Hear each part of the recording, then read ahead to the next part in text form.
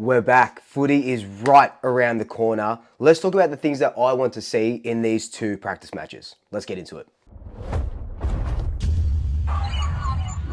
So in a couple of days, Collingwood take on North Melbourne in a match simulation for the first practice match of the preseason. And then next week we take on Richmond in a first, the AFL sanctioned sort of practice match. Now, these two practice matches, look, they don't mean much in terms of, I hope we smash both of these teams by 100 points or anything like that. Winning is nice, right? Winning is obviously always the goal, but I don't think that we should base these games off of winning. I dare say that we see a lot of players coming in and out of the team. They probably don't play, Pendlebury for both games or whatever it may be. There's no team sheets out yet. But what I want to see for these next couple of games is a few things, right? The first thing is I want to see experimentation. Now, we know that Craig McRae won't be at the helm for these next two games. It'll be Hayden Skipworth and Jordan Roughhead. I can't remember who was doing the first game or who is doing the second game. But we're going to see maybe a little bit of their ideas come to the party, and that's always good. You want to always be reinventing your game and reinventing your game plan, because what worked last season isn't going to work this season. Elements of it will work this season, but teams will start calling us out if we're still playing the exact same game plan. And from what I've seen at training sessions and from what I'm hearing people talk about and stuff like that, we are changing up the game plan a little bit, and it's going to be a little bit more exciting. And so I want to see a little bit of that. I don't want us to show, just like poker, but, albeit I am really bad at poker, so it's probably a bad analogy. But I want to see, us not play our full hand, but just a little bit of a tease. I want to see what's new for Collingwood in 2024. This season, it's going to be hard. It's going to be a really, really hard season. And, if we're not reinventing ourselves, we're not going to make progress. We're not going to, aim for that sort of back-to-back campaign. And before that back-to-back sort of starts, or that premiership sort of tilt sort of starts, Craig McRae says it best. We haven't even qualified. We're just on the grid. And the next 24 weeks, or however long the season goes for, it's all about qualifying for finals, and then it's the second season. So it all starts with these practice matches.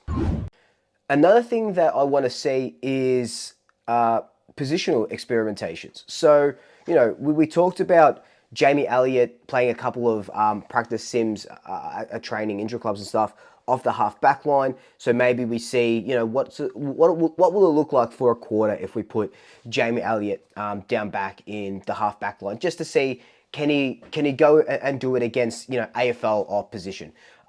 What's it look like Jeremy Howe in the forward line for 2 quarters? What's it look like if we just have, whatever it is, a forward line of Ash Johnson, Reef, and Nathan Kruger, or things like this where you can't trial them in an AFL game because there's too much to risk. It's 4 points at risk. These not intra-club matches, these practice matches don't mean anything. So if I'm seeing, these experimentations and we lose by 30 points, so be it. I'm not gonna cry about it. I'm not gonna be too fussed about it. But I do want to see a little bit of just positional changes to see, okay, if we have to move the magnets around, touch wood, if there's injuries or there's no injuries, we want to see what we can do if we have a plan A, B, C, D, E, if we need it. And I think with any sort of practice match, you want to see what your young kids and what your new guys can do. Lachie Schultz is a big one. I want to see what he can do. We've seen a little bit from highlights, and if you watch Fremantle games, I don't watch Fremantle games, so I'm not really sure, how he goes about it for a full game. Yes, I've watched the highlights, and yes, he looks great on the highlights, but highlights are one thing because they're highlighting the good stuff that he's done, not the whole game that he's played. You know what I mean? So I want to see him, kick a couple of goals. It would be nice if he kicked bags in each of these games. How is he going to work with Bobby Hill? Because we didn't really see that in the intra-club match. How does it work with Brody Myercheck in there as well? Jamie Elliott, what kind of position will he be playing? That high sort of half forward or that half forward role like Taylor Adams has, like we've been saying, or is he playing a little bit deeper? These are the sort of questions that we want answered in these next 2 weeks, and obviously we're going to get answers. I'm spewing that we're not going to be seeing Harry Di Mattia because of that finger tendon injury 12 or what is it, up to 8 to 12 weeks out is just, oh my god, it's just so sad. Like he would have played round zero probably, like, and now, he's not going to play. He'll have to go through the VFL again. He had to, at least he can keep running. He can get that cardio and aerobic sort of training up and about, but he just can't handle the football like we saw Reef and like we saw Dan McStay last season with the exact same injury. But we get to see what TJ can do. We get to see what Joey Richards can do. Jack Bytel and Lockie Sullivan coming onto the club as SSPs. We get to see what they can do in a proper match simulation, not just intra-club games, because Lockie Sullivan absolutely smashed it in the intra-club game. But let's see what he can do. After coming from the VFL, he's had 6 seasons in the VFL and 6 drafts that he's been overlooked for. The Pies pick him up. Let's see now what he can do at AFL level. Talking about positional changes, I want Bo McCreary in the middle for 2 quarters. Like, just give me Bo in the middle with Jordan DeGoey. Just 1-2ing, bullocking the opposition and stuff, because this is a good opportunity to do it. And that's what I love so much about practice games. Yes, I love that the footy is back. I absolutely love that the footy is back and the boys are back and up and about. But it's also, we get to see things that we probably wouldn't see typically during the rest of the season. Like, we might see Bo in and out of the midfield, but we're probably not going to get 2-3 quarters of midfield Bo. This is the perfect time to do it, and against good opposition. Richmond just came off that come from behind. Well, was it Richmond that beat Melbourne? Yeah, Richmond just came from a come from behind win against Melbourne in that sort of match simulation game today. So there is not a lot at stake, but it's gonna be good. It's just good that the footy's back and our campaign starts again. In the intra-club video that I put out, I talked about Nathan Kruger, Ash Johnson, and Reef McInnes, and those guys have been on every Collingwood supporter's mind for the last few months, especially with Dan McStay going down. Who take McStay's spot? Reef McInnes training their house down, for lack of a better term. Ash Johnson doing the same, Nathan Kruger doing the same. Then the intra-club match happens. And then, Nathan Kruger's taking marks, he's kicking 3 goals. Ash Johnson kicks 2 very nice goals. And then Reef wasn't up to the standard that we saw at training.